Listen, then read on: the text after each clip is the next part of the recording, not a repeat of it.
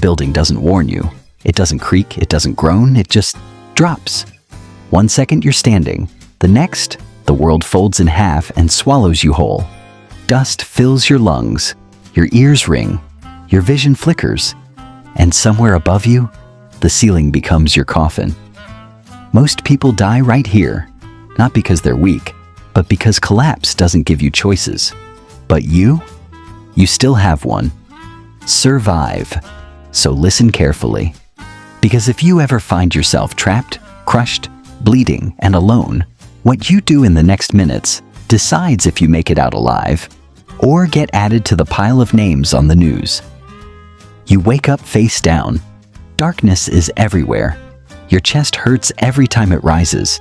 Debris presses on your back like a giant hand. Your first instinct is to inhale fast. Don't. That panic breath will fill your lungs with dust. Coughing wastes oxygen. Oxygen you can't afford. So you force yourself to breathe slow. Through your nose. Small controlled sips of air. This is step 1 to surviving a collapse. Don't let panic kill you before the injuries do. You listen. Not for help, for danger. In a collapse zone, silence is never empty. The building shifts. Metal groans like an animal in pain. Concrete cracks above you, like ice breaking on a frozen lake. Every sound tells you one thing. The collapse isn't over. Stay still. Don't thrash. Don't try to stand. One wrong move can turn a survivable trap into a fatal crush.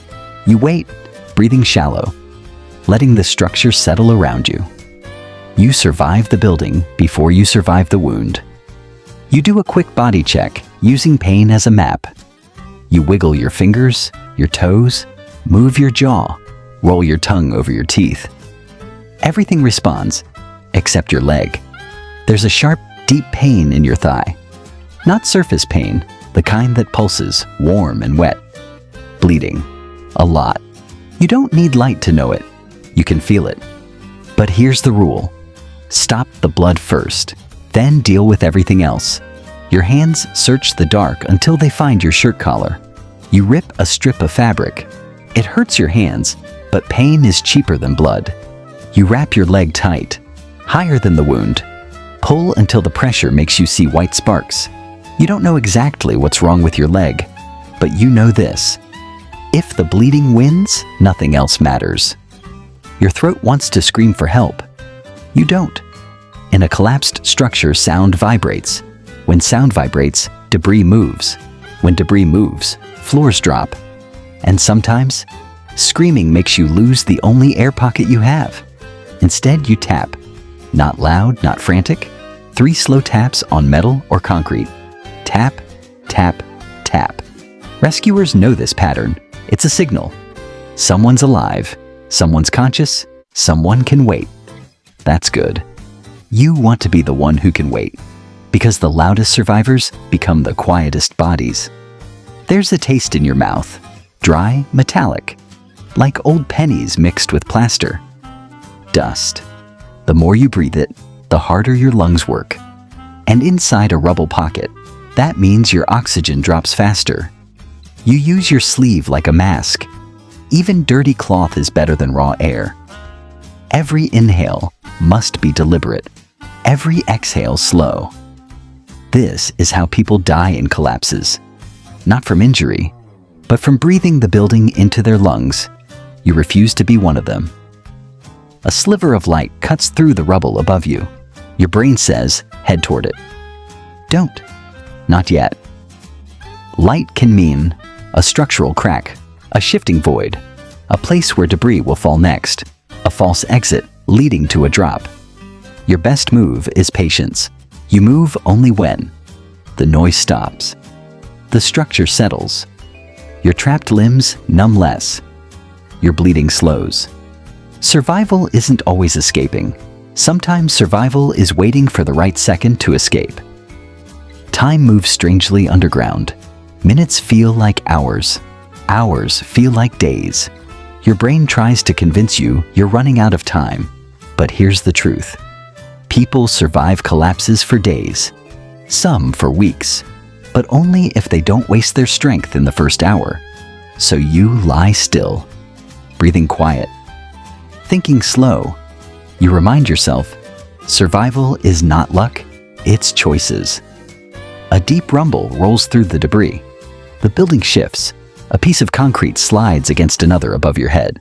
Dust rains down like gray snow. This is the moment people panic. Not you. You press your body flat, elbows in, neck down, hands over your head. The protective position. You wait until the rumbling stops, and the silence returns. You're still here. That's a win. Hours pass, or maybe minutes, you can't tell. Then, footsteps. Not the light ones of survivors. Heavy ones. Rescuers. You tap again. 3 times. Tap, tap, tap. They stop moving. One voice echoes. We hear you. Stay where you are. You want to cry. But tears waste salt and energy. So, you stay still. Let them do the dangerous work. You've done enough surviving for one day. Again, they pull the debris away piece by piece. Light washes your face. Fresh air hits your lungs so hard it burns. Hands reach for you. Real hands. Not hope. Not imagination. You're lifted out, onto a stretcher, into the world again. You survived. Not because you were lucky, but because you stayed calm. Stopped the bleeding. Listened to the building. Breathed slowly. Moved smart. You didn't fight the collapse. You outlived it.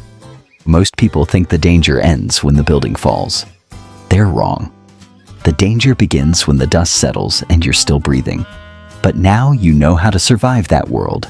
And if a collapse ever turns your life into darkness and concrete, you'll know what to do when your only task is to stay alive long enough to be found.